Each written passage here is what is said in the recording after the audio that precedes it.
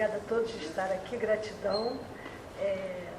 Quero primeiramente agradecer a Aline, que veio aqui, é uma pessoa, uma curadora, uma professora de yoga, um ser muito, muito privilegiado, especial.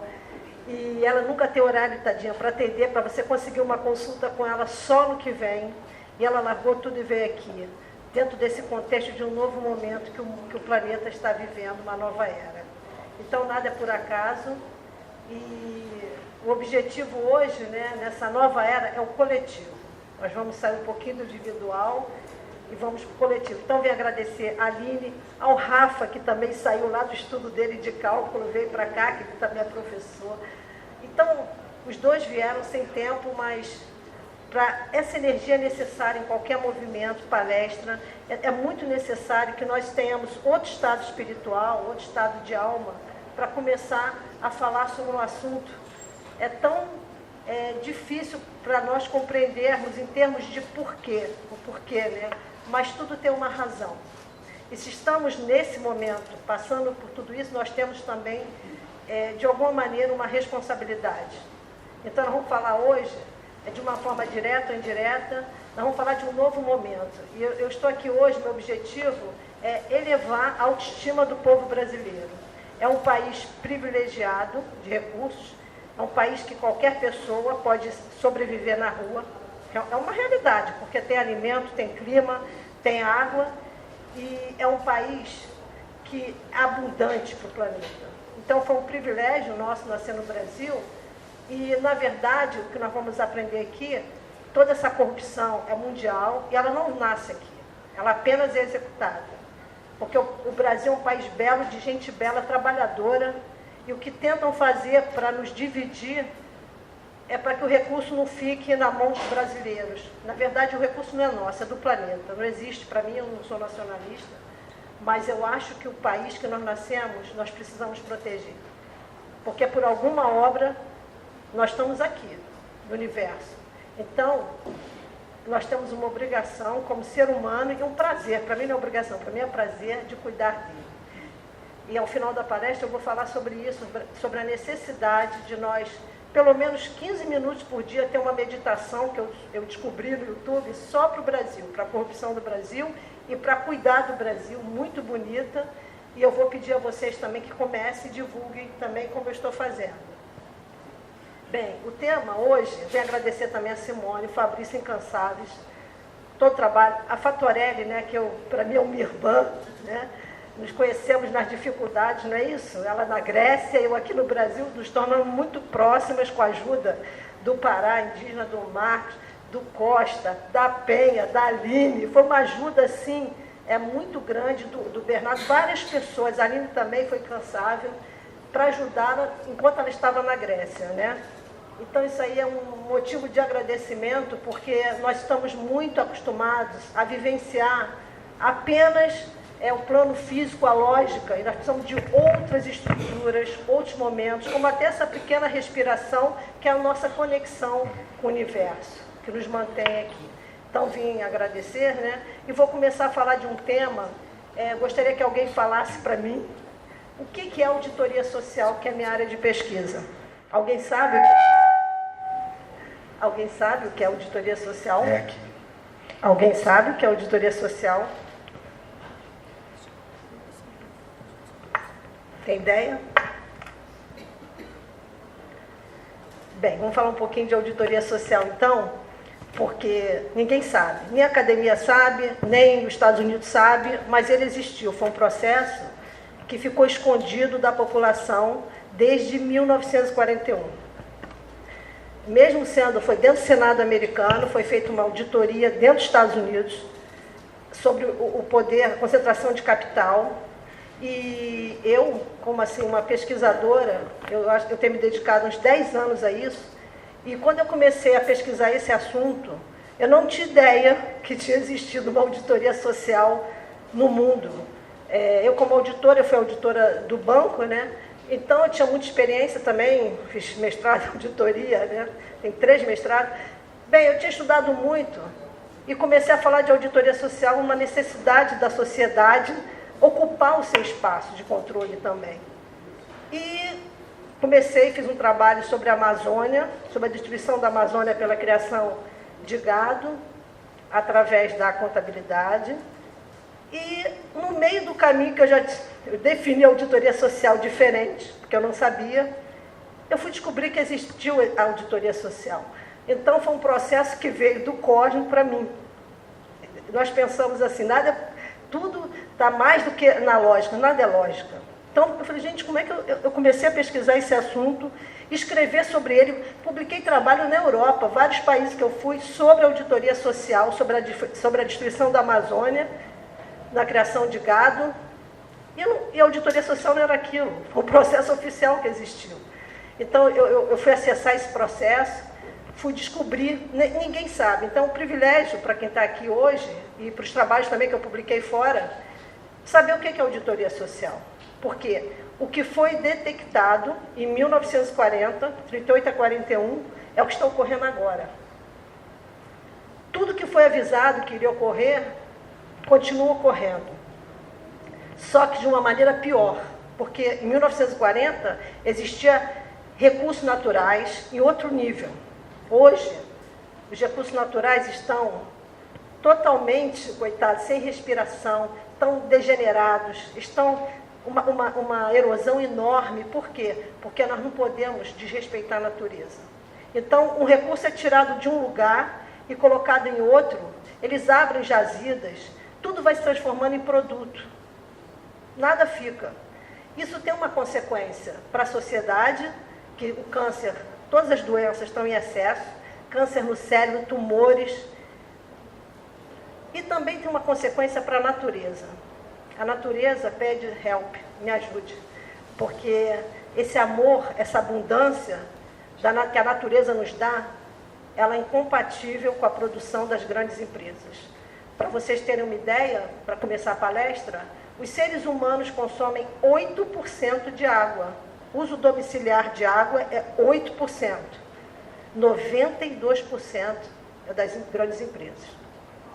E eu vou entrar em detalhes sobre isso. A energia do Brasil, mas é uma tendência mundial, varia em poucos percentuais, é 9,4%. No Brasil, nós consumimos energia domiciliar. Eu pergunto, para que tantas hidrelétricas? Para que tanto estrago na natureza? Para beneficiar quem? Com certeza não é o Brasil. Então, nós precisamos ter uma noção do que está sendo feito sem respeito e o que nós precisamos fazer. Para mim, o Brasil está aprisionado. Né? É uma fada, o Brasil é uma beleza, é uma fada, né? Mas ela está totalmente, ela serviu de depósito, de retirada de recursos naturais, como a África também, que é rico. Então, os países ricos, com biodiversidade, é dito pelo Stiglitz, Joseph Stiglitz, que foi uma destruição. Os países, ele fala, maldição de recursos. O que é maldição dos recursos? Maldição dos recursos são os países que detêm uma grande quantidade de recursos naturais, serão países atrasados. Por quê? Porque o mundo desenvolvido, ele já fez o que tinha que fazer. Então, agora eles contam com o quê? Com os nossos recursos naturais. Aí começa, privatiza, não deixa empresa estatal. Começa o dia inteiro em cima da Petrobras, que nós estamos assistindo triste, né? Eu acho horrível, porque existe uma realidade enorme que não está sendo tratada. Então, a Petrobras é um negocinho desse tamanho, perto de um universo, e eu pesquiso a corrupção há 10 anos. Quando eu comecei a pesquisar a auditoria social, e eu já era auditora, eu fui entender o que é a corrupção, o que fui entender em que sentido, né? No sentido que uns ficam com muito, outros ficam com pouco. Uns ficam com todo. Mas é sobre isso que eu vou falar agora. Então, vamos começar? Você poderia passar para mim?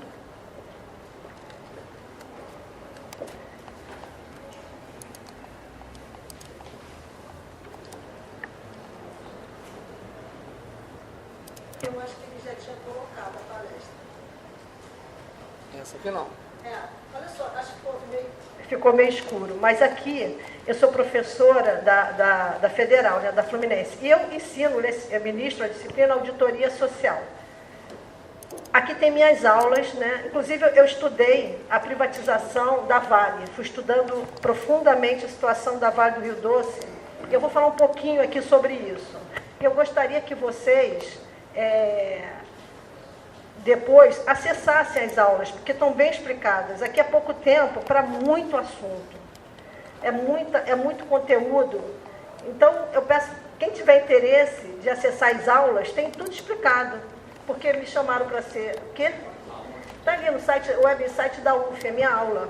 Então, tem uma aula só sobre a Vale, que eu preparei, sobre a corrupção da privatização da Vale. Então, tem muita coisa ali. A auditoria social está bem explicada. Hoje eu vou fazer vou fazer um breve resumo, porque meu objetivo maior é que os pontos cruciais comecem a ser tratados no Brasil. É como se estivesse com uma doença e que determinados pontos estivessem soltos aí. Aqui o que nós estamos vendo? Petrobras, em cima da Petrobras, em cima do BNDES, agora tem muito mais coisa que deveria ser tratada. Então, você poderia... Vou ampliar. Está meio claro, mas a palestra vai ficar disponível.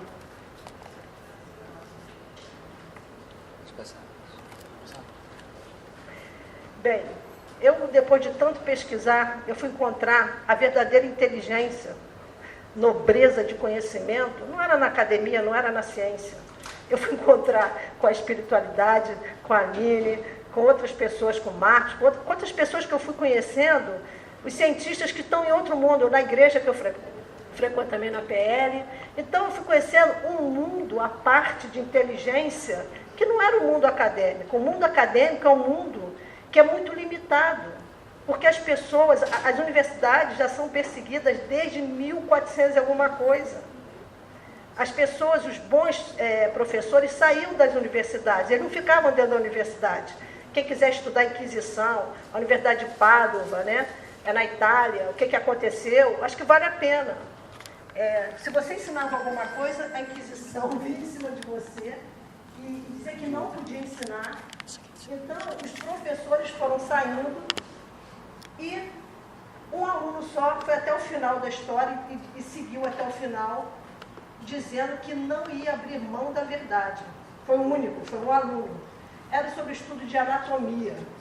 Por quê? Porque aí depois disso, porque eles proibiram as universidades de continuar o estudo, né, mais profundo, real, dos fatos, houve uma divisão na ciência. Depois, que divisão que houve, né? Passado alguns anos, mais de um século, na França, o rei estava financiando o estudo de Descartes sobre a fisiologia humana. Acho que é mais ou menos isso, é muita informação que eu já li há bastante tempo. E o que foi feito nesse momento? Houve uma divisão. O que é visível fica com a ciência, o que é invisível fica com a religião. Assim que foi colocado. E, na verdade, fica com a espiritualidade. Então, a universidade não tocava no imaterial, no invisível. E o que sucedeu esse fato? Sucedeu que a ciência foi sempre o quê? Ela foi pequena, perto do que poderia ter chegado, e o mundo espiritual foi se expandindo. Lógico que num momento difícil, com a Inquisição, mas depois houveram algumas mudanças, também queimaram todos os livreiros lá de Veneza. O que eu quero dizer é que a ciência perdeu muito com essa divisão do que é visível e invisível. E hoje a ciência também está passando outro momento de mudança, que é a quântica, a ciência quântica e a ciência tradicional. Bem, então eu vou continuar a palestra, e é esse momento que nós estamos vivenciando. O mundo científico, o que é muito grande, o que é macro, continua com a física tradicional. Mas o que é novo, o que é micro, fica com a ciência quântica, né, com a física quântica. Então, eu quis colocar isso aqui para nós pensarmos, né? Somos todos visitantes deste tempo, deste lugar. Estamos só de passagem. O nosso objetivo é observar, crescer, amar. Depois vamos para casa. Quer dizer, minha opinião, né, que são os seres espirituais passando por uma experiência humana. Depois de tudo que eu estudei, foram muitos anos dedicados, foram muitos sábados e domingos, segundas e terças sentadas. Eu acho que isso é perfeito. Bem, você poderia... Isso aqui são, como eu vou conduzir hoje essa apresentação. Primeiro, eu vou falar início é ação consciência. Nós precisamos começar a ter consciência, porque existe toda uma mudança, uma manipulação universal, que vem lá dos planetas, do universo, e que nós precisamos começar nessa nova era, que está começando principalmente agora, essa era do coletivo, e nós começamos a enxergar os fatos, que estão na nossa cara, assim, mas que a gente não consegue ver, inclusive eu. Bem, depois falar o que é auditoria social, definição de auditoria social por quem é o precursor da auditoria social, nada mais justo que ele seja, né, citado aqui, os antecedentes, o processo oficial que ocorreu nos Estados Unidos. Então, a auditoria social foi um processo oficial americano, não foi alguém que estudou, foi dentro do Congresso americano, a pedido do presidente dos Estados Unidos, do Franklin Roosevelt. Depois, o que eles fizeram? Quando a auditoria social ganhou muito espaço, foi divulgado o trabalho, que seria a base de funcionamento dos Estados Unidos, houve uma ruptura, ou seja, a Chrysler americana fechou o trabalho, olha o poder de uma empresa, né, nos Estados Unidos, né? E o que aconteceu? Direcionaram, para a responsabilidade social, que eu acho que a maioria aqui conhece, e também para as agências reguladoras. As agências reguladoras foram criadas nos Estados Unidos para calar a boca do povo, como está aqui. Então, essa história que está estruturada na nossa sociedade é o que aconteceu no passado.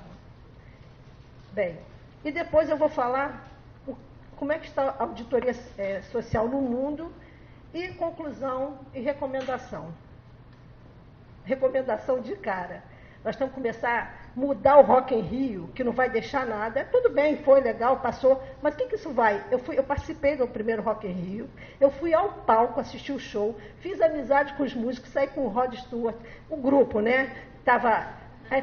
Vocês não imaginam, mas mas não saí sozinha não, saí o grupo com as frenéticas. O pessoal do ABBA, aquele que cantava Al Jarreau, nós saímos em grupo. Eu curti o Rock in Rio, mas não é isso que fica na vida da gente.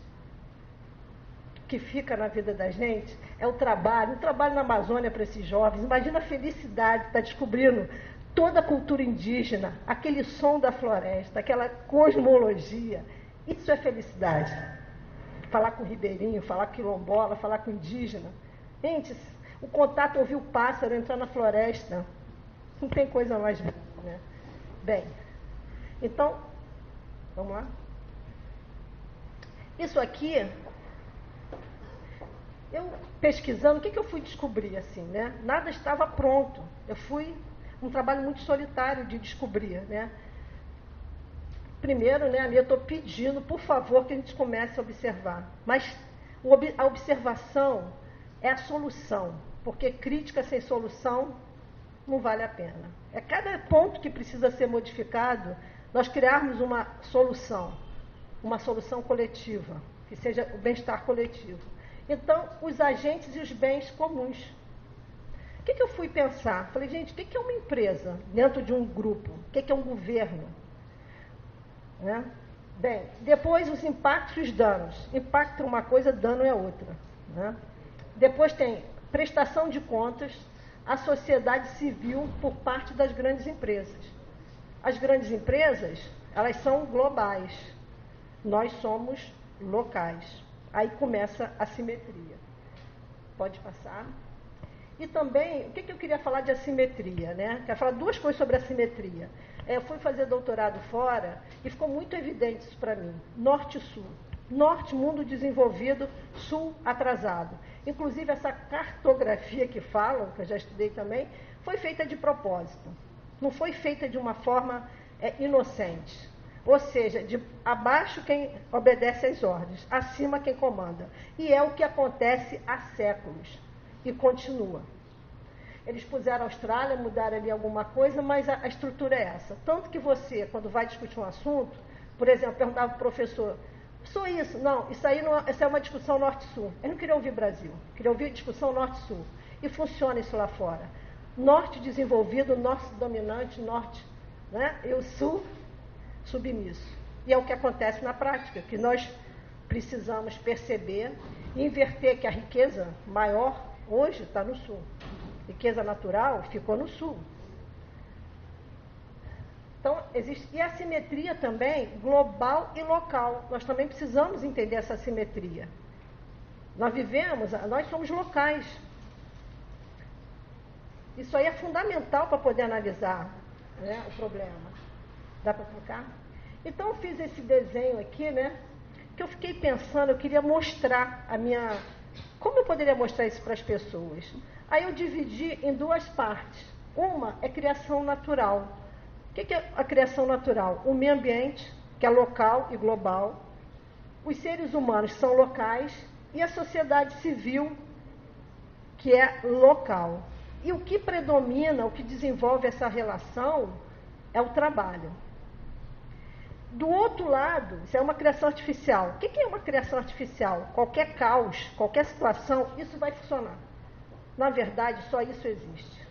O resto é fantasia nossa. Só existem seres humanos e meio ambiente. Mais nada, não tem mais nada que isso. E Krek já falava isso no passado. A essência é ser humano e meio ambiente. Tem um caos, nada funciona. O que funciona é aquilo ali. Então, isso aqui tem que estar muito forte. Essa relação tem que ser uma relação muito forte, muito fortalecida.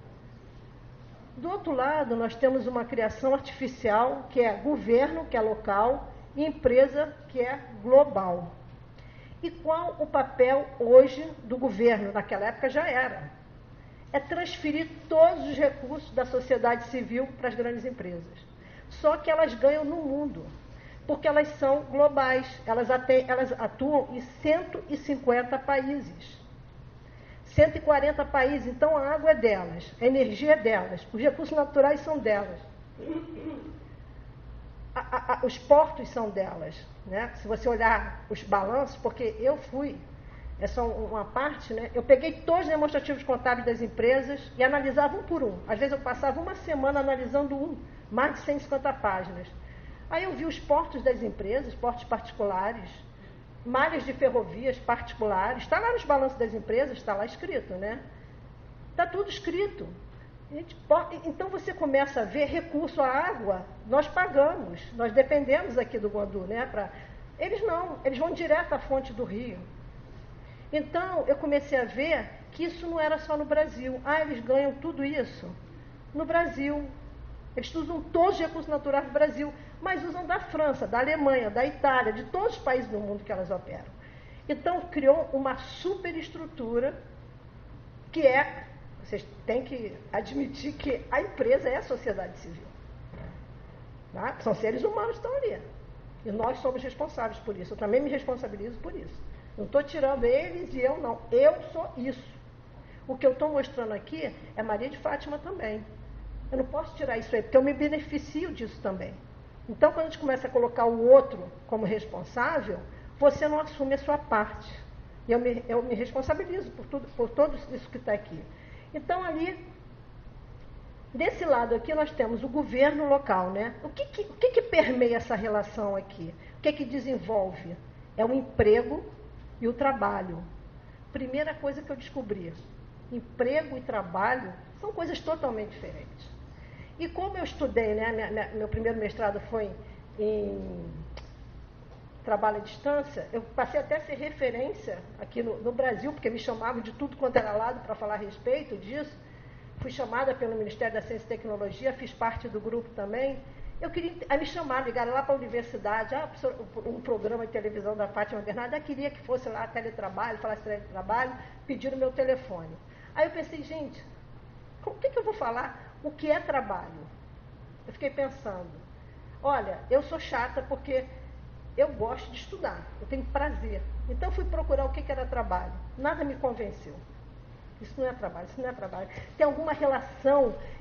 Aí eu perguntava assim, quando eu estou no banheiro, estou trabalhando, eu perguntava, que eu queria entender. Um dia eu fui ouvir cartas de Cristo, que Cristo mostra a sua real experiência, que não é nada do que as igrejas contam em geral, né? A história não é aquela. E ele fala, ele revela em 13 ou 17 capítulos, partes de cada um de mais de 1 hora, o que é trabalho. Quando chega na primeira parte, 50 minutos, ele explica. Só quando o nosso coração para de bater que nós paramos de trabalhar. E eu ainda fiquei pensando, porque ele explicou muito bem. Ele falou, as galáxias trabalham, o Sol trabalha, o universo trabalha. Então, o emprego, eu comecei a observar qual é a relação de emprego e trabalho. Para mim, emprego é uma prisão e trabalho é uma libertação. Nós temos que, a sociedade tem que começar a trazer o trabalho de volta. Porque o trabalho, todo ser humano trabalha, o cara está desempregado, está trabalhando, a mulher está desempregada, às vezes o cara está empregado e não está trabalhando, quer dizer, está trabalhando dentro só dos seus limites mínimos. O limite mínimo é humano, né? Então acho que a gente precisa mudar isso, porque em nome do trabalho, em nome do emprego, desmata a Amazônia. Mas eu gerei 10 empregos, gerei 1000 empregos. Nada, é uma justificativa da destruição do planeta é o emprego. Bem, então isso aqui é muito claro. Numa situação de caos, esse lado aqui, que funciona é aquilo. Então, qual é o papel? Hoje, esse lado aqui é comandado, ele comanda o outro lado. A criação artificial comanda a criação natural. Só que é o seguinte, né? Só que quem manda nas empresas? Tem gente em cima, tem. A estrutura, quem comanda as empresas são as grandes famílias que dominam o mundo, que é tabu. Você não pode falar de um Rockefeller, de um Rothschild, de um Morgan, mas é isso. São famílias que comandam o planeta há vários anos. E como elas conseguem manter o poder? Através das empresas. Elas não teriam outra maneira, por quê? Porque as famílias são locais. Como é que uma família lá vai comandar o Brasil aqui? Como é que a família de Windsor lá comandava a Índia? Né? Eles governavam a Índia. Como? Sempre através das empresas. Não tem outro caminho. Eu não estou falando de pequenas, por favor. Pequena empresa é a geradora de emprego no mundo, é sofrida, é perseguida. Estou falando das grandes. Como é que se comanda? Como é que se comanda o planeta? Através das grandes empresas. E outra coisa, e privatizando melhor, fica mais fácil comandar. Você tem o domínio dos recursos naturais, recursos humanos, você tem todo o domínio. Bem, indo, né? Então, estou explicando aqui o que eu vi. Quem governa, na verdade, como é que as empresas comandam o governo? Através dos acordos bilaterais, vários acordos que são feitos para quê? Para governar um país. Então, o Brasil, se ele quer tomar uma atitude, qualquer país, na mesma hora vai ter uma agência de rating que vai dizer que o Brasil está quebrado. Só que as agências de rating são as maiores corruptoras que tem no mundo. Olha só que mentira que estão contando para a gente. Então, se você toma uma atitude que não é de acordo com eles, o que eles fazem com a gente? Na mesma hora, toda a mídia oficial que é deles, que eu queria até falar que existe uma mídia no mundo, chama Fundação Tavistock, na Inglaterra. A Fundação Tavistock, na Inglaterra, comanda as mídias desde sempre. Criam os Beatles, porque os Beatles já existiam, né? Mas eles vão dominando e criando o grupo que eles querem, que é o caso dos Beatles. Os Beatles já existiam, mas vai sob o domínio deles fazer e vai ditar uma cultura. Bem, então aqui eu quis explicar isso aí, que a empresa chega aqui, ela atua aqui, atua na França, e o procedimento é o mesmo, multa ambiental é perdoada. A França, eu fiz um estudo sobre isso, só 0,5% de toda a multa ambiental é paga. A multa ambiental não é paga, porque existe todo um sistema que funciona para atendê-las. Isso aqui depois, se vocês... Eu fiz aqui, né? O governo local retira recursos da sociedade civil local e transfere para as grandes empresas globais. Tudo se justifica através da geração de empregos e inovação tecnológica. Nós não temos universidade aqui para fazer inovação tecnológica, né? Até na inovação se utiliza recursos naturais. Uma vez eu dei uma aula, né? E os meus alunos fizeram um trabalho. O aluno queria me convencer que tecnologia é mais importante que recurso natural. Só que depois ele foi meu aluno em outra matéria e falou, professor, agora eu entendi. A sua aula lá, eu fui entender 2 anos depois, só está certa. Porque ele começou a defender, até ele fez trabalho sobre a Bayer, que tem uma ligação muito grande com a Guerra Mundial, né? Vocês sabem, Segunda Guerra. Então, toda tecnologia está cheia de recursos naturais. Não existe tecnologia sem recursos naturais. Ah, vou fazer um computador, vai ver o que tem de recursos naturais ali.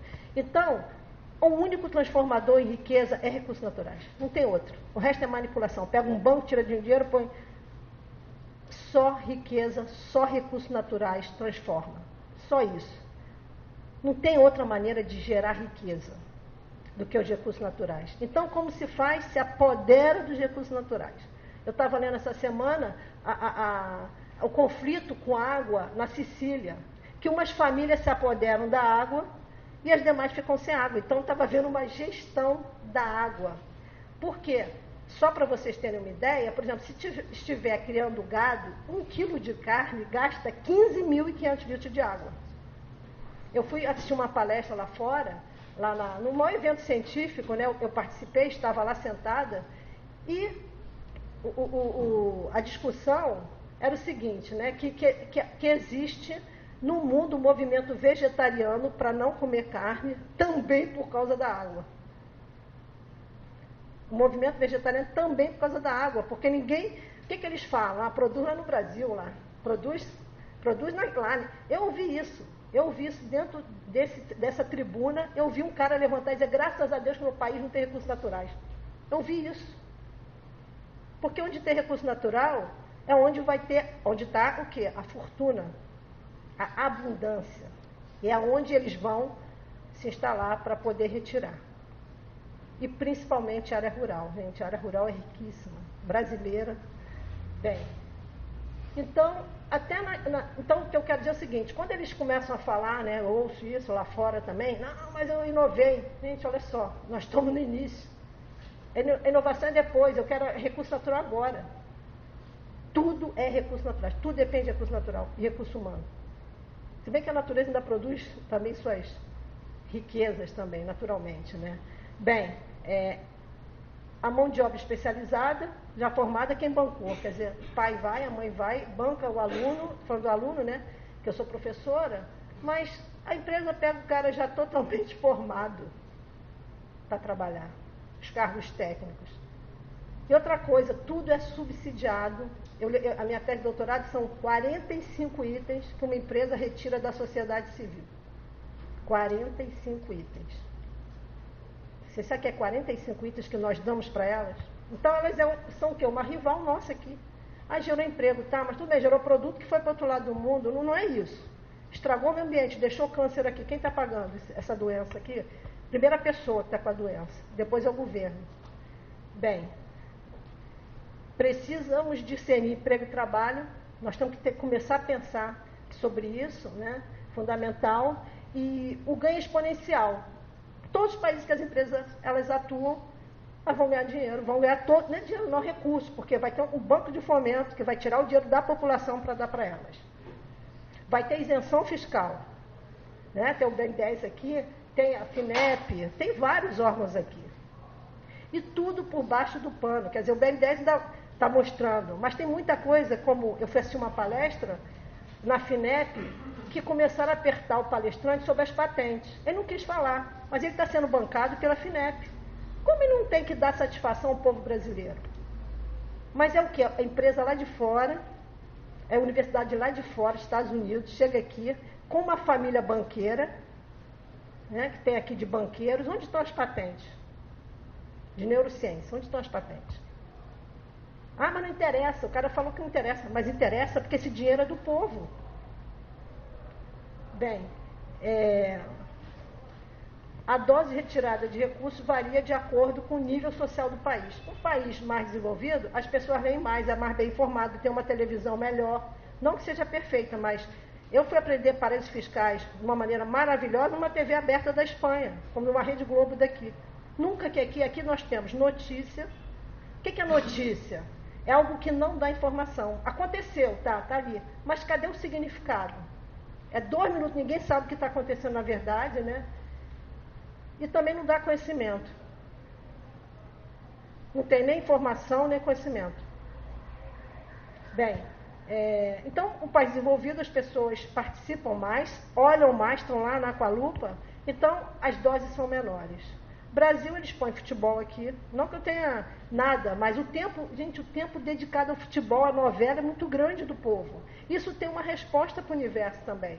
Se esse tempo, né? Tudo bem, tem pessoas que estão numa fase da vida que querem ficar vendo, é um direito do ser humano assistir novela, tudo bem. Agora, pessoas que poderiam estar ajudando uma Amazônia, ficar lá na novela, isso aí é... Ou no Rock in Rio, eu estava na praia ontem, 3 meses que eu ia à praia, a gente falei, moro do lado da praia, desci. Eu estava na praia, a quantidade de pessoas que vieram para o Rock in Rio, só falando de Rock in Rio, famílias, imagina o custo disso. Bem, e os cantores, a maioria, o dinheiro vai para onde? Aí, você poderia... Isso aqui, eu queria que vocês identificassem. Quem é governo, quem é sociedade civil, quem é empresa. Foi o Pará que me ajudou até, né? Pará, meu irmão, né? Marisa também me ajudou, porque eu fui preparar a palestra ontem. Falei, não, tem que ir à praia, não tem condição de eu ir à praia, né? Mas Marisa e Pará hoje estavam lá em casa, me ajudaram.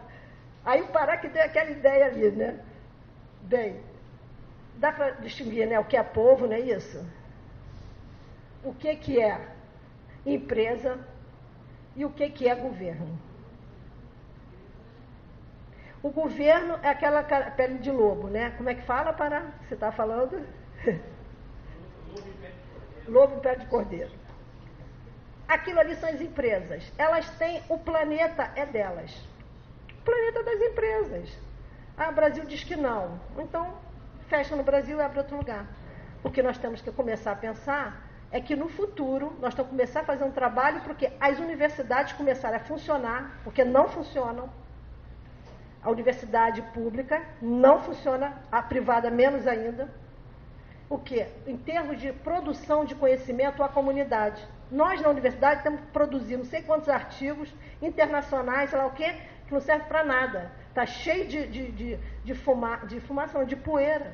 As teses de doutorado tem que ir tudo para matemática. Gente, para falar com o povo, precisa de botar modelo matemático.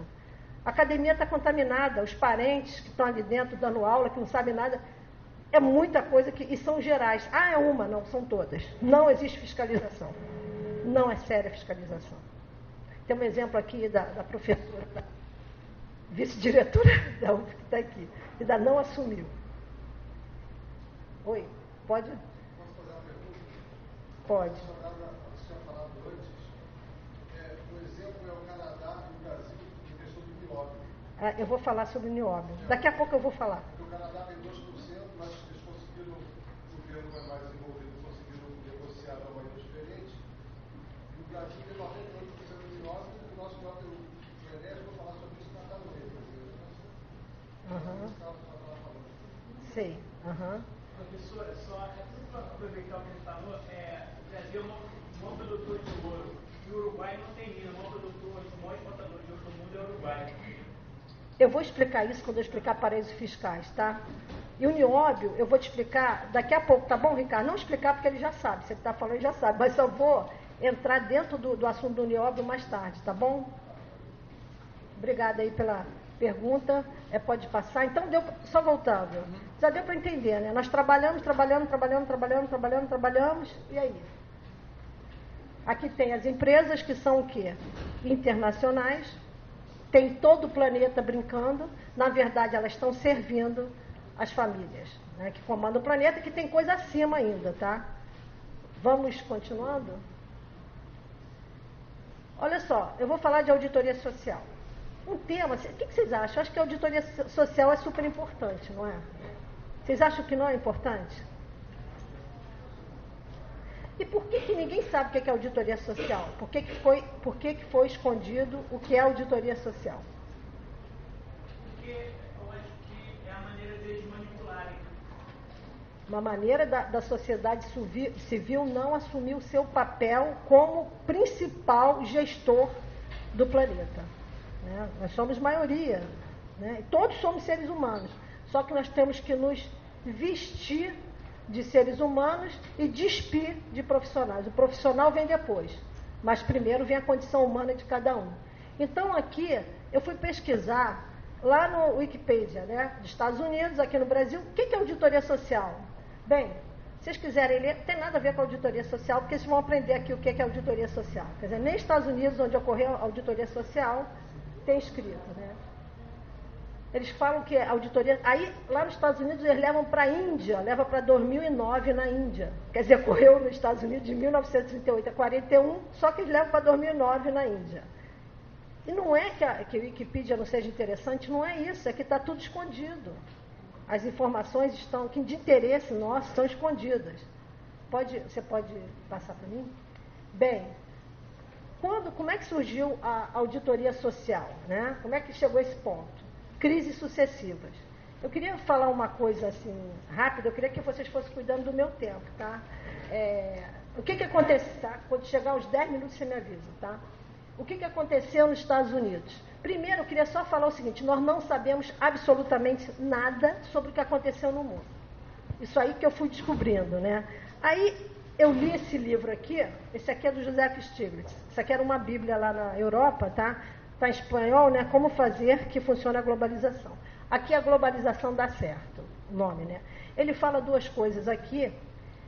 Ele fala das empresas limitadas, das grandes empresas limitadas, que ele diz que o capitalismo selvagem não teria se desenvolvido sem elas, Coca-Cola, Nestlé, Monsanto, essas empresas, todas as grandes limitadas.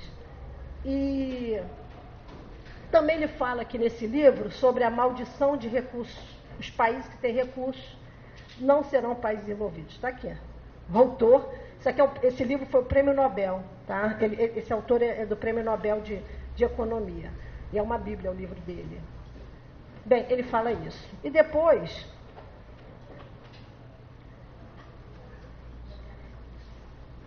esse livro aqui também, acho que todo mundo deveria ler. É Companhia, Breve História de uma Ideia Revolucionária. Esse livro vale a pena. Eu descobri nas minhas pesquisas, eu fui procurar, estava descobrindo a origem das empresas, e se eu perguntar aqui, quando começaram as empresas, no mundo das grandes empresas, quando vocês acham que começaram? Ninguém sabe. Não, olha só, em 1200, é isso também eu pensava, em 1280 já tinha sociedade anônima na Suécia. Sociedade anônima. Era uma mineradora que está viva até hoje. Aqui agora ela trabalha com plantação, né, de eucalipto, com celulose e papel. Está viva aqui. Ela era uma mineradora. Não era a Cruz não. História Enzo, tá? Aqui agora, História Enzo, o nome dela. Não, mas ela está aqui. E eu quero, um pouquinho da idade também, mas eu quero lembrar o nome dela atual. Mas é uma das maiores empresas que nós temos aqui de celulose, que foi privatizada, né? Não, ela não era privatizada aqui, ela sempre foi privada, porque o setor privado não existe controle sobre ele. Ela nasceu a partir do sufocamento do projeto Cepalma, que ia produzir no Brasil papel barato a partir do bagaço de cana. A Cepalma foi, tal como foi, né, a rede dos diários associados do Chateaubriand, sufocada, estrangulada, para que ela pudesse se instalar. Olha só, é isso que acontece, né? A empresa brasileira não vai se desenvolver porque eles não vão deixar. A empresa brasileira não vai ter sustentação, a não ser, aí eles falam da internacionalização. E eu estudei internacionalização das empresas, na verdade é para gerar emprego lá fora. Isso que eu vi. Investimento do BN10 enorme. Eu peguei todos os balanços de todas as empresas, eu passei uma semana em cada demonstrativo contábil e está lá, geração de 500 empregos. Isso tem ligação com o Supremo Tribunal Federal, porque tem juiz, como é que fala lá do Supremo, o juiz do Supremo, né? Não sei como é que estão também ligados ao agronegócio. Então, é um sistema, na verdade, tá? Não é ele diretamente, mas ele é da família, né? Tá. Aí, voltando, né? Voltando aqui, os Estados Unidos. Então, só que eu quero que vocês saibam o seguinte: crises sucessivas. As empresas sempre existiram. As empresas não morrem. Elas vão vivendo, sobrevivendo vários séculos, inclusive até em sala de aula eu falo para meus alunos, não existe empresa privada. Para mim é piada. Depois você vê tudo que elas consomem do governo, existe empresa privada? Não tem, é tudo pública. Só com uma carinha assim de privada, mas não tem. Vai lá estudar fundo, eu quero que afirme.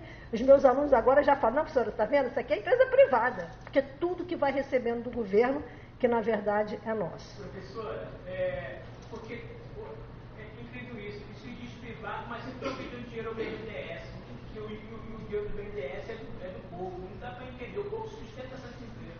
Mas quem sustenta somos nós, quem sustenta o sistema somos nós. Por quê? Porque todo país do mundo, você acha que o BNDES, o presidente do BNDES, ele manda alguma coisa? É lá de fora a ordem. Nós somos, o Norte-Sul é isso, eles comandam e nós obedecemos.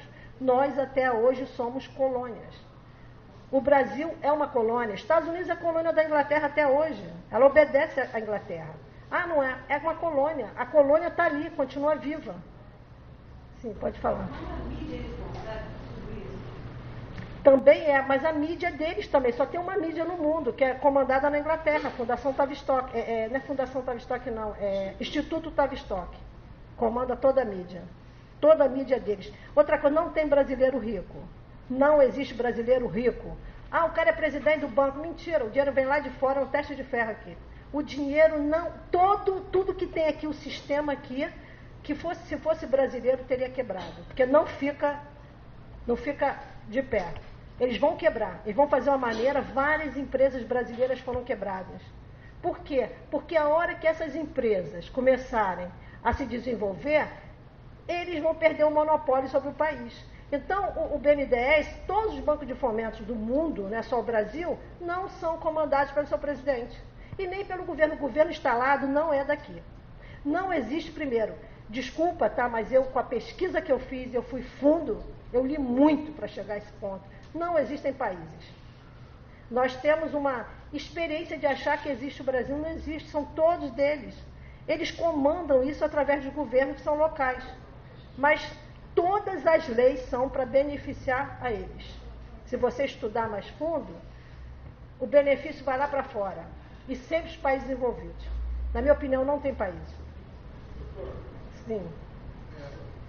Será que eu poderia dizer que as grandes famílias que comandam as corporações internacionais elegem alguns países, principalmente países que têm commodities igual ao nosso, elas elegem algumas famílias e investem naquelas famílias para elas e fazem aquelas coisas ficarem bilionárias e eu posso dizer.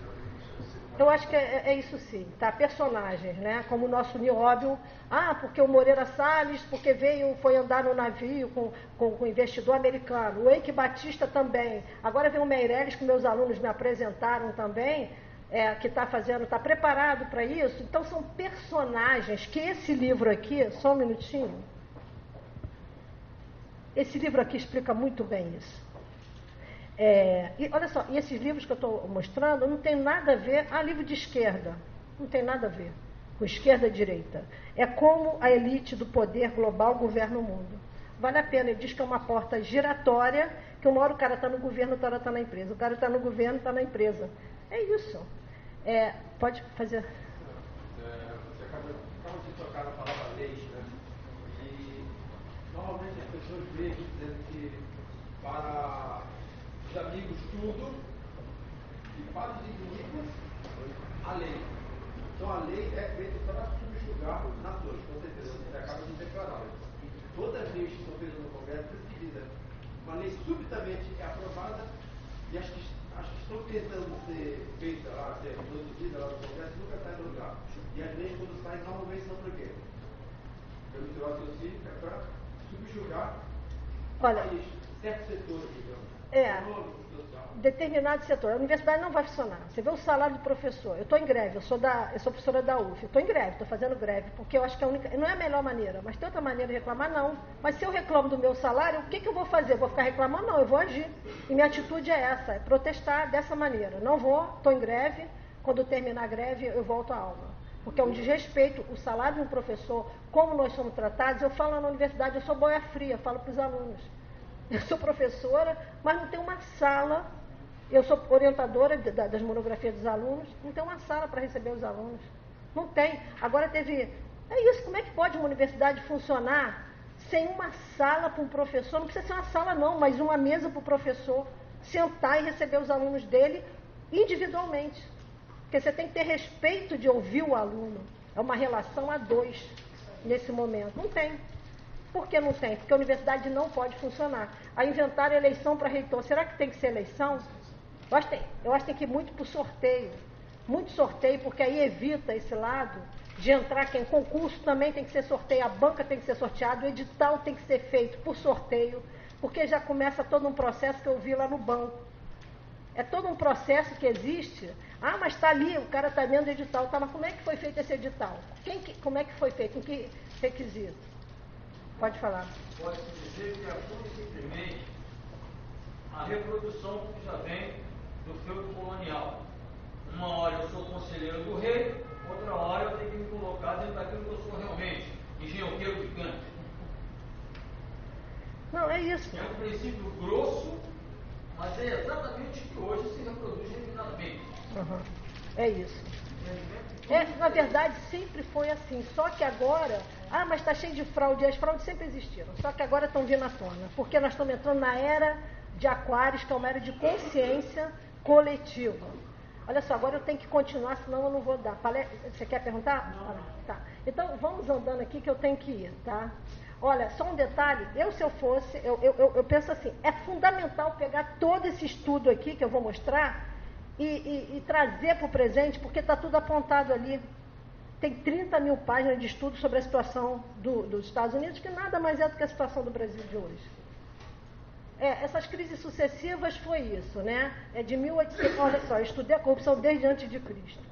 Na verdade, a contabilidade foi criada não, ela sempre existiu. Como a Aline falou aqui, o respirar, né, o dar e receber, para mim a contabilidade é uma ciência do recurso que está aprisionada. Não é aquilo. Não é o que ela está se prestando. Tanto que ela não fala global. Não fala porque ninguém... não tem inocência assim, né? Por quê? Porque tinha que ter um plano de contas global. Poucas contas, põem 1000 páginas de lei, para quê? Para mim tudo é uma piada, porque eu como auditora vou dizer, você é inseguro.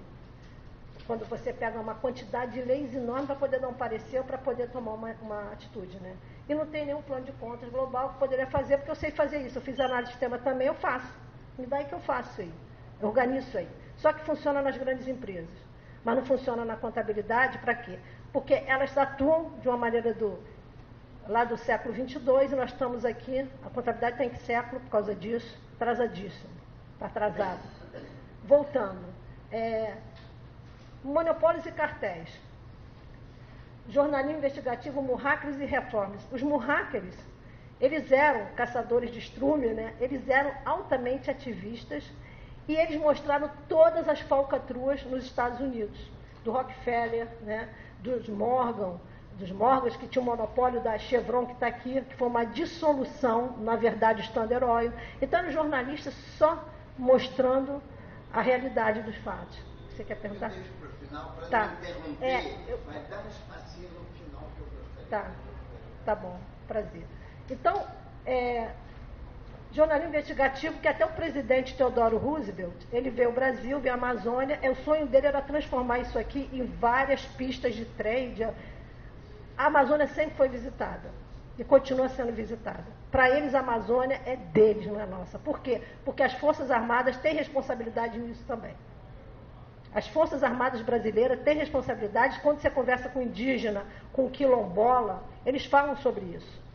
Que as empresas estão ali porque as Forças Armadas estão protegendo. E não é o pequeno, é o grande. Essa história de dizer, mas eu não posso fazer nada, que isso não existe. Existe umas Forças Armadas que estão muito falhas na Amazônia. Não é o pequeno que está ali, é o grandão, ele sabe o que ele está fazendo. A Amazônia está sendo destruída. Totalmente destruída. Eles estão agora fazendo fracking, tirando petróleo, né, gás, gás de xisto, né? Para quê? Para nada. Isso em todas as Amazônias estão ocorrendo isso. Eu vi uma denúncia de um cientista e de uma tribo indígena, está disponível isso aí, falando que com parecer, como é que se diz? Que a Petrobras não entra, quem entra ali, quem é? As empresas estrangeiras vão na Amazônia com Agência Nacional de Petróleo permitindo para tirar gás de xisto. É seco, isso aí mata qualquer lugar. Está havendo uma campanha mundial contra a retirada de gás de xisto. Por isso, os Estados Unidos agora, que não tinha petróleo, já está cheio. Mas só que isso aí mata a água. Bem, voltando. esse jornalismo, né? Então, eu quero dizer que a Amazônia sempre foi visitada, nessa história aqui sempre foi dos de fora. Bem, articulação secular para a criação do Banco Central americano. Isso aí foi chave. Os presidentes dos Estados Unidos, de 1800 a 1900, eles foram perseguidos. Na minha opinião, os Estados Unidos continua sendo uma colônia da Inglaterra. E os presidentes americanos são todos da aristocracia europeia, inclusive Obama, que também é parente do Bush. Então, por detrás disso tudo, parente do Bush. Tá? Na árvore genealógica está lá, parente. Então, eles queriam criar um banco central privado, não conseguiam, mataram o presidente até falou a primeira vez, aquele Andrew Jackson falou, eu matei um banqueiro, que nada, depois, segunda vez, não mataram. Eles queriam criar um banco central privado, que é o Banco Central Americano.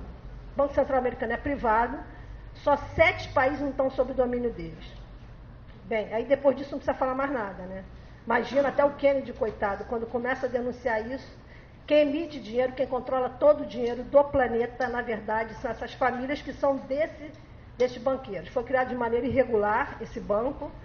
Tem uma série de coisas, na mesma hora criaram imposto de renda, bem, tem um monte de coisas, tem que estudar, mas agora eu não posso falar, porque é uma história, até fiz um livro, né, está enorme, contando toda essa história da corrupção. Né? Voltando. Quebra da Bolsa de 29. Um detalhe, né? É muito engraçado, eu tenho um filho, assim, que eu digo que é meu filho, francês, eu perguntei para ele é estudiosíssimo, ele falou, ele chama de mãezinha, né? Eu falei, você estudou a quebra da Bolsa da França, de 1720? Não, mãezinha, não, quebra da Bolsa ele não sabia. Para todo mundo só teve essa quebra de bolsa, mentira. Teve quebras de bolsas várias.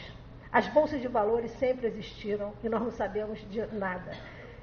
Vale a pena estudar. Então já teve Banco Central lá na França, tem a história linda lá do Banco Central francês, tem todo um romance em cima disso, mas o que eu quero dizer é que sempre teve bolsa e teve quebra de bolsa, e nós só aprendemos essa.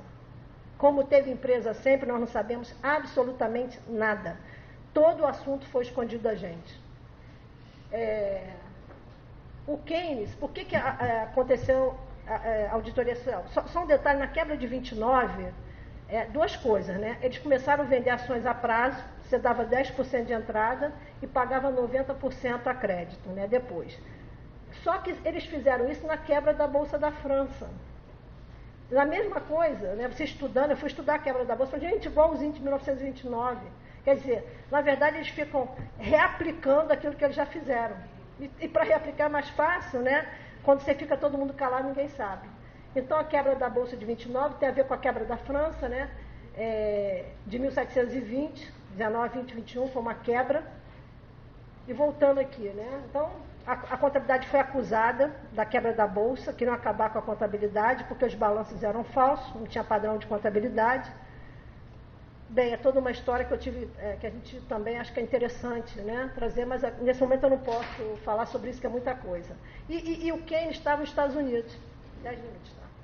15, tá? O Keynes estava nos Estados Unidos. Então, houve uma influência do Keynes, porque o presidente queria ganhar a eleição, né, e ser reeleito depois.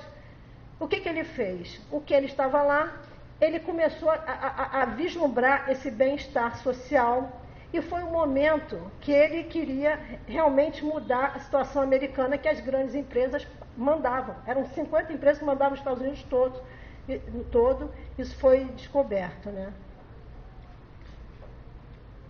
Depois, aí eu vou falar com calma, tá? O presidente dos Estados Unidos, ele faz um discurso ao Congresso e pede assim, eu preciso de ajuda de vocês. E nesse momento é criado um grupo para estudar a economia americana. E nesse momento surge a auditoria social. Ou seja, a auditoria social veio do Congresso americano, né? Então, você poderia... Isso aqui é a monografia, né, o estudo. Foi criado uma comissão, um Comitê Econômico Temporário Nacional nos Estados Unidos, pelo Congresso americano, a pedido do presidente dos Estados Unidos. E nessa monografia aqui, nós temos a auditoria social, que, para meu espanto, né, realmente os gráficos, gente, falei, 1940, com esses gráficos todos assim, mas era impressionante, tá? Isso foi divulgado ao público, mas na mesma hora foi fechado. Esse aqui é o pai da auditoria social, minha homenagem a ele, porque eu pergunto a qualquer economista, você conhece Krebs? Não. O cara que teve o peito de fazer uma auditoria nos Estados Unidos, a mando do Congresso, auditou todos os setores da economia, auditou as taxas de juros, auditou todo o Senado, o sistema americano, auditou as grandes empresas, 3 grandes empresas fraudulentas, uma era do pai do Bush, que depois eu não sabia disso porque eu fui estudar cada uma individual, a AT&T também outra, eram 3, uma de aço, todas 3 envolvidas com corrupção pesada, ele estudou, só que como eu fui estudar depois, eu fui descobrindo isso, na época não sabia nem por que ele escolheu as 3 maiores. Então esse é o pai da auditoria social, isso foi em 1941, quando ele entregou o trabalho no Congresso, mas em 1931 ele já dizia, nas salas de aula, que nós tínhamos que medir a performance social da empresa. Vamos lá? Então ele definiu a auditoria social, que ele chamou de... Ele não quis, olha só um detalhe, não quis conceituar, ele quis definir. Por que definir? Porque quando você conceitua, você abre, é amplo, a definição ela é restrita. E o que ele quis dizer ali? Que teste ácido nos negócios não é o demonstrativo de lucros e perda das empresas, que é o nosso atual demonstrativo de resultado de exercício, é o demonstrativo contábil, e sim a auditoria social. Então ele é o pai da auditoria social, né? Voltando. Bem, o governo queria controlar os grupos, né, privilegiados que detinham poder, influência, informação, conhecimento e capital para, através da manipulação, impor seus interesses privados em detrimento dos desejos da sociedade e do governo norte-americano. Então, os grupos privados que comandavam a economia americana. Então, esse aqui é o discurso do presidente Franklin Roosevelt, que ele dizia, né, ele pediu ao Congresso me ajude. O poder de poucos para dirigir a vida econômica da nação deve ser difundido entre muitos ou ser transferido ao público e a seu governo democraticamente responsável.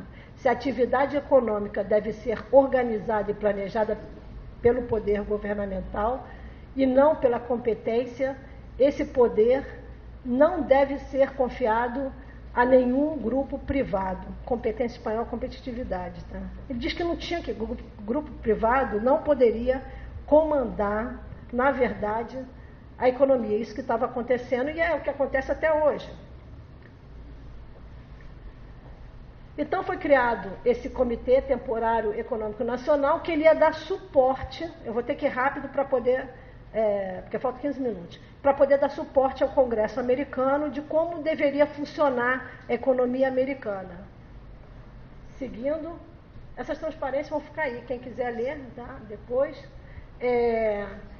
Olha só, o que eles produziram, esse grupo? 37 distintos volumes de audiência com mais de 18.000 páginas e 43 monografias com 11.000 páginas. Esse grupo, esse comitê que foi criado pelo presidente, então uma riqueza enorme, né, de auditoria mesmo, porque eles estavam só estudando os cartéis, o monopólio dos bancos também, das empresas, monopólio de uma série de bens. Isso tudo está ali. Então vale a pena pegar esse material, que eu não sei se está todo disponível, porque ele estava dentro da SEC americana, né, fechadinho, sem ninguém poder acessar. Aí, no dia 31 de março de 41, o presidente desse grupo TENEC, dessas 43 monografias, uma era de auditoria social, a de número 7, né? Então foi entregue todo esse material ao senador dos Estados Unidos, vice-presidente, né, dos Estados Unidos, ao senador e ao vice-presidente. E o que foi dito para eles, né? Eles disseram, a partir de agora quem vai governar os Estados Unidos vai ser esse estudo. Seria a base de funcionamento dos Estados Unidos. Continuando. Isso aqui são reflexões, que ele quer dizer que não existe nada, né? Os negócios não são simplesmente uma luta de indivíduos pela riqueza. são um modo de vida, um sistema que fornece bens e serviços. Não é um segmento da comunidade que coopera ou enfrenta outros segmentos, como a mão de obra, consumidores ou agricultores. Os negócios não estão por cima ou por embaixo da comunidade, que deve unir-se para ganhar o pão nosso de cada dia. As metas das empresas, sua ética, seu bem-estar, são inseparáveis das metas, aspirações e do bem-estar da comunidade. As fases do negócio ou da atividade social não podem ser consideradas isoladamente. Ao contrário, a unidade fundamental é orgânica, os negócios e a comunidade são indissolúveis. O melhor exemplo é o próprio negócio. Existe negócio sem comunidade, sem gente? Então, olha só, ele era um poeta, né? O Crepes, estudando os trabalhos dele, gente, a maneira dele interpretar, dele falar, belíssima, dele mostrar a realidade dos fatos. Pode ir. Ele também diz, né, que a sociedade não concedeu a indivíduos, em forma de tarifas, simples milhões de hectares de acres de terra e um vasto império de recursos minerais, energéticos e florestais sem esperar benefícios. Na verdade, né, não somos nem nós que concedemos isso. Né? Pode continuar? Esse também, qualquer sistema econômico é um processo de geração de renda, né? É um aspecto da vida orgânica das pessoas ou grupos individuais envolvidos. O sistema econômico não é um mecanismo isolado ou um artifício para suportar, né, para prover com bens e serviços a um grupo de pessoas chamada consumidores, ou para distribuir salários a um grupo chamado de funcionários, ou dividendos e interesses a um grupo chamado inversionista, né, investidores, ou pagar impostos para um grupo chamado agente do governo. Estes mecanismos e estes grupos de pessoas não existem de fato. As pessoas individuais são o único que existe em qualquer sistema econômico e qualquer sistema político. Além dos indivíduos, não existem negócios, governo nem sociedade. É muito, né? O cara era demais, né? Pena que seja desconhecido. Bem, vamos lá, vamos continuando, né? Então, o que ele fez, né? No estudo dele, ele foi, o teste ácido, que ele falou ácido porque ele era um estudioso do ácido sulfúrico, ele estudou a relação de empregos desde 1918 até 1939, e ele dizia assim, não quero dados da empresa, porque eu não acredito nos dados da empresa. Ele foi usar os dados oficiais do governo. Produção, esforço consumidores, fundo consumidor absorvido, folha de pagamento, pagamento de dividendos e juros. Realmente os gráficos são perfeitos para analisar. Ele diz como resultado do trabalho dele de pesquisa, né, de auditoria, o resultado da auditoria social nos Estados Unidos em 1941 que foi entregue, parte significativa da indústria trabalha para produzir cada vez mais mercadorias com uma mão de obra muito menor. Ele está falando da automação, né? Com o objetivo de diminuir significativamente o poder aquisitivo dos consumidores, oferecendo-lhes cada vez menos, com a finalidade de remunerar menos a mão de obra e mais aos acionistas e proprietários das empresas. A gerência conseguiu proteger e produzir dinheiro para seus proprietários, cumprindo com as exigências de seus contratos. Desta forma, a gerência falhou na função social da empresa ao não respeitar os padrões de desempenho social que constituem o teste ácido dos negócios. Então ele mostra aí, o que ele está mostrando aí é o que acontece hoje. Ele está em 1940. Voltando, pode ir? Desculpa, pode ir? Não? A TENEC, que o objetivo realmente era dissolver, ela teria um prazo de duração, né? A TENEC se dissolveu em 1941 e seus registros e monografias, como mencionamos anteriormente, se encontram sob a vigilância e controle da SEC. Ficou tudo confidencial, escondeu-se tudo. A maioria dos estudos foram todos escondidos da população. Não obstante, a auditoria social é um outro enfoque que avaliaria, né, que avalia de forma independente as atuações das empresas. O processo de auditoria social foi contestado e ocultado à sociedade e à academia, inclusive a monografia de número 7, que contemplava o processo de auditoria social, instrumento avaliador da performance social dos negócios. O que eu quero falar aqui, quando foi dissolvido, a Chrysler americana fez um estudo para dizer que aquele estudo não era verdadeiro. Olha a audácia de uma empresa. Quer dizer, uma empresa se sentiu no direito, olha só, no trabalho do governo americano, uma empresa, que era a Chrysler, né, americana, fez um estudo dizendo que nada daquilo, que tinha vários erros. Um estudo, olha, aquele estudo era 30 mil páginas, fez um estudo de 838 páginas, e vale a pena, tá, dizendo que havia muita parcialidade, quer dizer, ela desrespeitou os maiores cientistas do país, que foram escolhidos para participar do TENEC, né.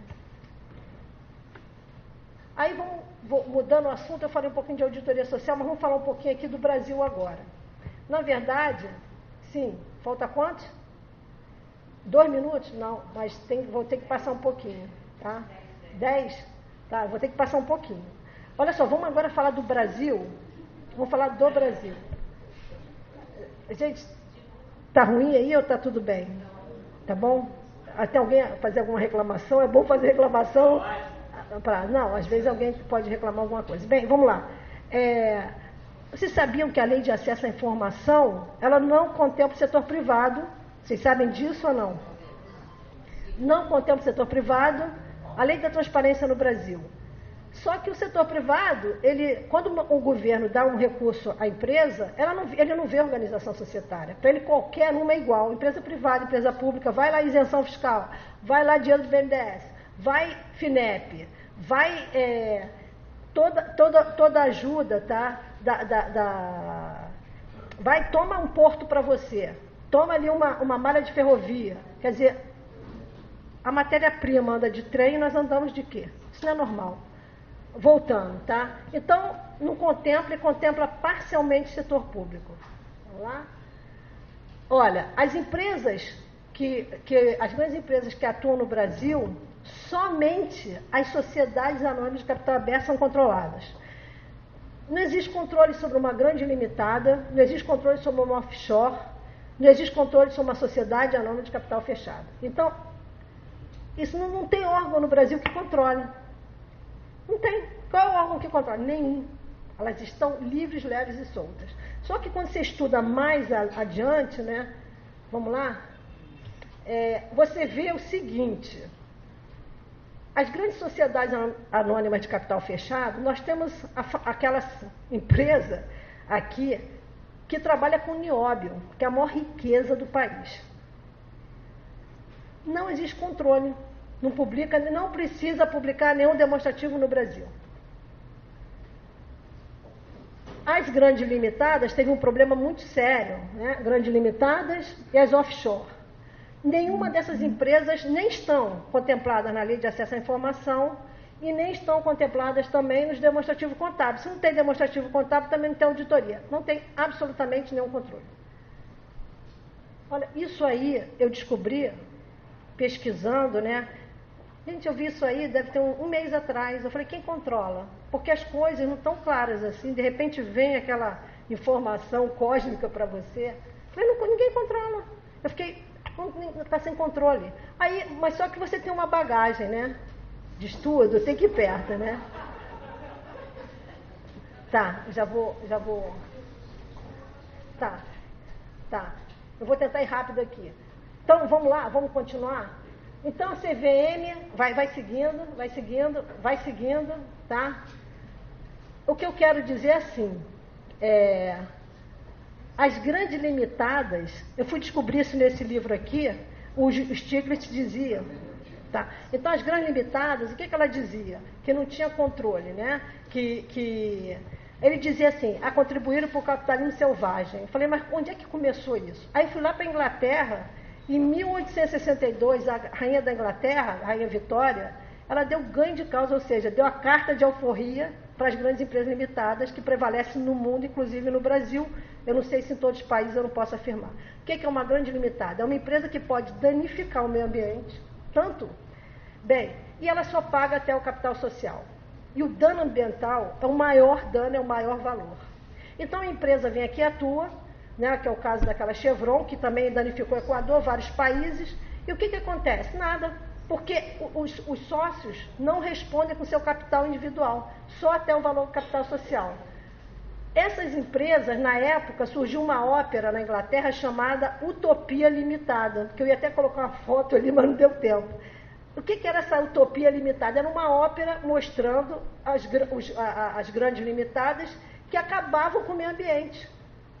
Acabava, o objetivo delas era danificar o meio ambiente. Porque o que é danificar o meio ambiente? O meio ambiente é delas.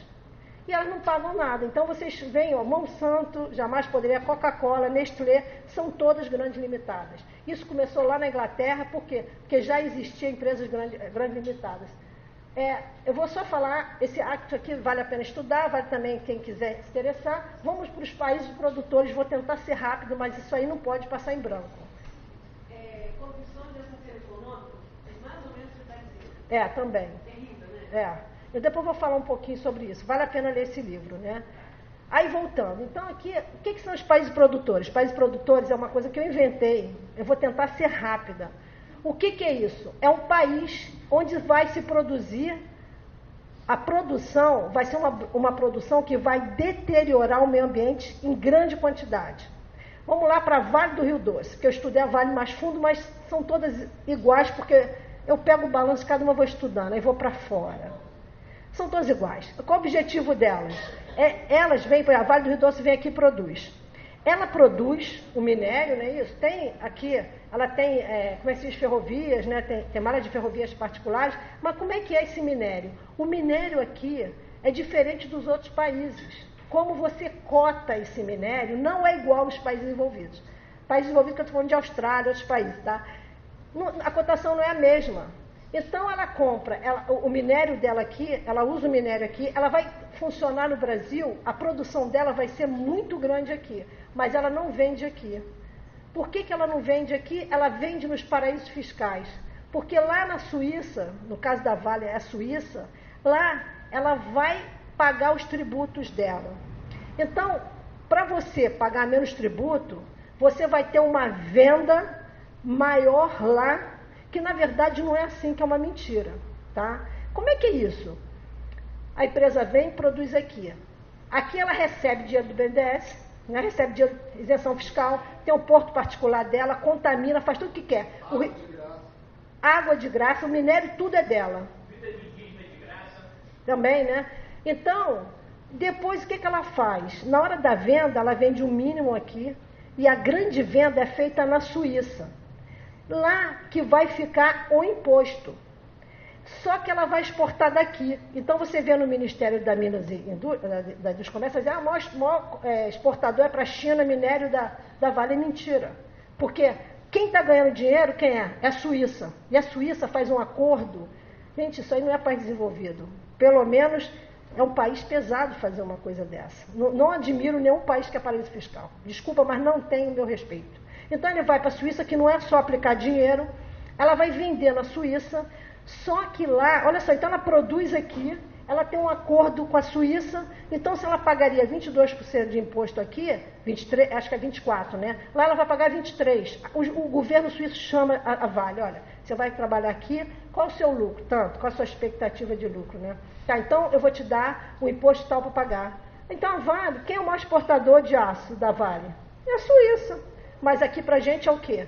Onde produziu, onde ficou o dinheiro? O que ficou aqui? Ficou danos ambientais, ficou muito câncer. E o seguinte, essas empresas não tratam o problema aqui. Os advogados vão muitas vezes, eu fui lá na Irlanda há pouco tempo, estavam cuidando de vários países do tabaco lá fora. Por que está cuidando do tabaco na Irlanda? Lá em Belfast. Por quê? Porque os danos ambientais são tratados fora, ninguém conhece, ninguém sabe. É mais ou menos isso. E as doenças aqui não é tratado no local da empresa. Por exemplo, o nióbio de Araxá, eles não são tratados no caso de câncer, porque eu tenho alunos, os alunos sabem tudo, né, professora? Um falou, professora, eu fiquei viúvo por causa do nióbio. A esposa dele era de Araxá, mas é tratada, acho que é Barreiros, o nome do hospital. Não é na cidade para não deixar rastro. Não é feito o tratamento do câncer para não deixar incidência, quantidade, estatística. É tudo muito bem articulado.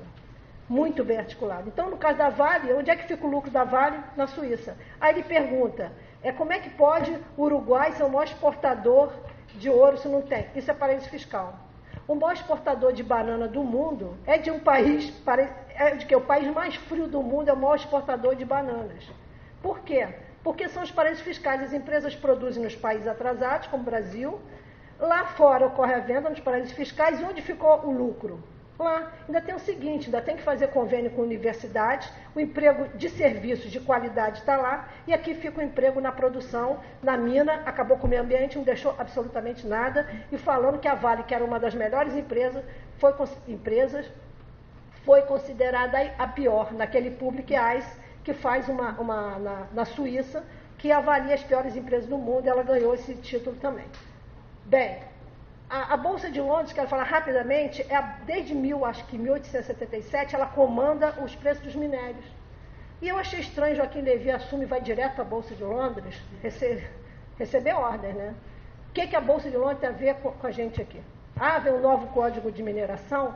O que eu quero dizer é o seguinte, lá fora é onde articula toda a gestão brasileira e toda a gestão de todos os países. Aí vamos lá. Bem, pode seguir. Isso aqui é uma rede de controle corporativo global que eles chegaram, estudo da Suíça, né, bem conhecido, né? Chegaram a 150 empresas, mas na verdade, para mim, são no máximo de 8 a 13 empresas só que existem no mundo. Tá? Isso é um estudo e vale a pena chegar e dar uma olhada, porque no final são sempre os mesmos acionistas. Eu dei uma aula sobre eletronuclear para meus alunos, para analisar o demonstrativo contábil. Quem estava lá? O Morgan. Eu falei, o que o Morgan está fazendo aqui? Antes de estourar esse escândalo todo, né? Mas vamos lá. Então, esse órgão aqui, o CAD ou CAD, fala aí, porque eu sempre esqueço, vou ser rápida. Esse órgão aqui, o que ele faz? Ele que cuida da fusão, cisão e incorporação. Como as empresas são as mesmas, tudo é a mesma, o HSBC, o Bradesco compra o HSBC. Por quê? Porque é um banco só, gente. Pouquíssimos bancos existem, é uma coisa só. A Delta tem escândalo, aí quem é comprar uma empresa agronegócio? Por quê? Porque são os mesmos donos que estão lá fora. Aqui tem testa de ferro. Essas empresas não têm brasileiro rico. Mas como é que não tem brasileiro rico? Porque quando tem encontro do Clube de Bilderberg, que governa o planeta, o encontro que decide as diretrizes de gestão mundial, eles não tem brasileiro lá não. Só quem foi uma vez foi o presidente do Itaú. Bem, esse órgão então ele é isso. Ele permite, ele deixa que haja essa fusão, cisão, incorporação, que no fundo é o quê? É onde está a maior corrupção. Esse monopólio cartel está aqui. E esse órgão, com certeza, tem muita gente certa ali dentro trabalhando, mas apanha-se em relação a isso. Eu esqueci de falar uma coisa, é que a Receita Federal não considera a Suíça um paraíso fiscal. Vocês sabiam disso? Nem Luxemburgo não é paraíso fiscal. É um acerto de cavaleiros lá fora, que aqui só se obedece ordens. Vamos seguir? Bem, eu estou falando isso, que essas empresas não publicam nada, tá? E estou falando do nióbio também. No caso do nióbio, o maior roubo do Brasil é o nióbio. O Canadá é desenvolvido com 2% de nióbio. Nós temos 98% do nióbio. Por que o Brasil é atrasado? Sem nióbio você não faz avião, porque a liga é perfeita, supersônico. Você não faz avião. Você não faz exame médico, a maioria. Não faz satélite. Você não constrói nada disso. Se o Brasil detém 98% das jazidas, porque, olha só, quem está mandando aqui? Uma é da Moreira Salles lá em Araxá, que com verdade não é dele, porque já tem várias empresas ali dentro. Aí você tem Catalão, e toda empresa aqui é privada, mas lá é pública estrangeira. Porque a Margaret Thatcher falou, privatiza. Lá não quis privatizar, porque quando você vai estudar, está tudo PLC. PLC é pública. Privatiza o terceiro mundo, que eu vou continuar bem público. Especificamente no Europa, falou avião, mas dá um avião, não. Especificamente o nióbio é usado na parte quente dos propulsores do avião, que também tem a ver com os propulsores das armas, então o nióbio é usado nos locais quentes. o nióbio e o titânio é o já estou terminando. combustível sólido. Esses são os dois produtos da área industrial armamentista americana que usa aqui, é nióbio e titânio. O titânio é o propulsor, o combustível sólido. E o nióbio é usado nas partes mais quentes dos motores, justamente que são os propulsores e os foguetes. Todo qualquer foguete, o nióbio só funciona porque tem o nióbio na sua propulsão, na turbina. Então esse é o emprego do nióbio. Básico. Claro que é usado em outras partes do avião, mas o centro básico dele é na propulsão. Então nós detemos... Olha só, muito obrigado. Nós detemos 98% das jazidas. O mundo capitalista se desenvolveria sem o nióbio? E por que o Lava Jato está na Petrobras e não está lá no nióbio primeiro? Primeira coisa, só um minutinho, aquele cara falava assim, como é que é o nome dele? Aquele Ené dizia que o nióbio, que o mensalão na época era mesadinha de trombadinha, porque o nióbio ninguém toca. Não toca, vai tocar? Já estou terminando. Quê? Quê? O nióbio, quando respirar, Tá, o que tem que fazer? em temperatura Tá. zero, a 258 e 61 graus negativos, né? Zero, ele se torna supercondutor e é um dos componentes principais do acelerador de partículas que tem lá na Europa. Então, eu acho que a gente deveria criar um movimento só para o nióbio, só do nióbio, e não adianta, porque quando teve o 11 de setembro, 6 mil jornalistas se uniram no mundo para provar que aquilo ali era uma fraude. São 6 mil jornalistas mostrando que aquilo foi uma demolição. Então, nós temos que unir a mesma força para estudar o nióbio, um grupo de nióbio. Você pode... Deixa eu só ir para o último... Só um minuto. Pessoal, aqui a gente tem... Sai da caixa, desculpa.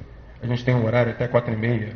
A Lúcia ainda precisa falar também. A gente pode abrir as perguntas para depois que a Lúcia comentar. O que vocês acham de a gente fazer isso? Pode ser. Porque aí a gente volta nos pontos aqui. Vai ter pontos correlatos, acredito eu. Porque senão a gente não vai conseguir fazer... Você vai fazer a pergunta. Aproveitar das duas palestrantes. Você faz questão de fazer agora? Tá.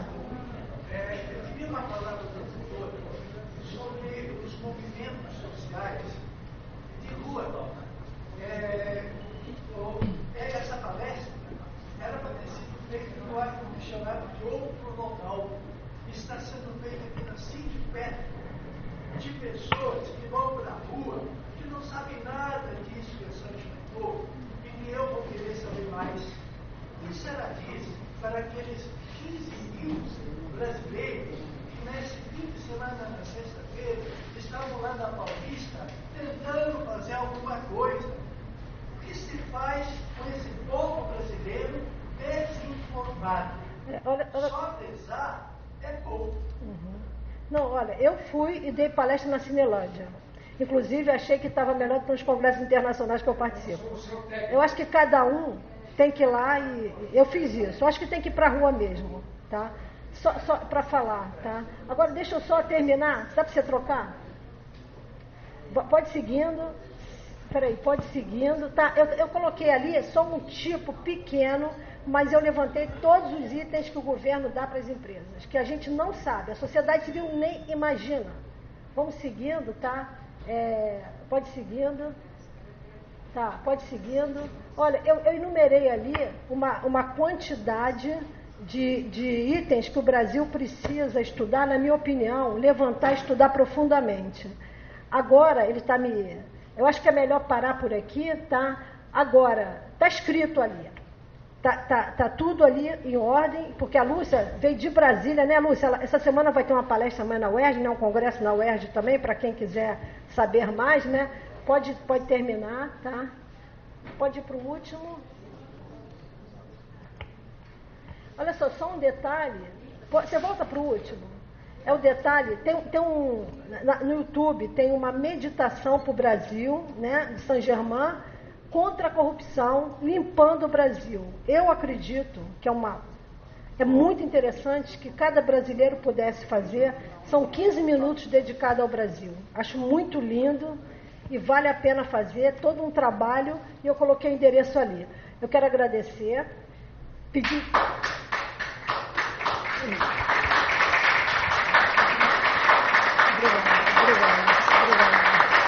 Obrigada. Obrigada.